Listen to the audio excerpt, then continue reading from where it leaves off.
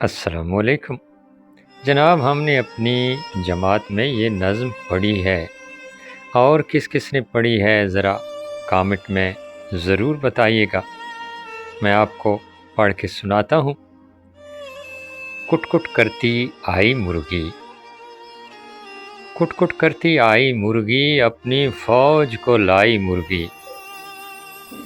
फ़ौज में उसके बच्चे सारे, नन्हे मुन्ने प्यारे प्यारे, माँ को अपनी जानते हैं वो।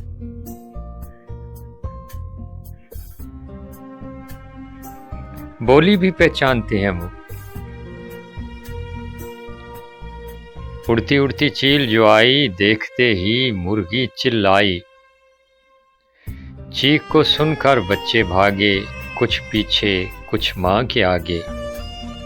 माँ ने अपने पर फैलाए, बच्चे उनके नीचे आए। बच्चों को छाती से लगाया, सबको अपने परों में छुपाया। दाना दुनका जब कुछ पाया, आप न खाया, उनको खिलाया। कुट कुट करती आई मुर्गी, अपनी फौज को लाई मुर्गी। वीडियो अच्छी लगी हो तो लाइक कीजिए, चैनल पर नए हैं तो सब्सक्राइब कीजिए।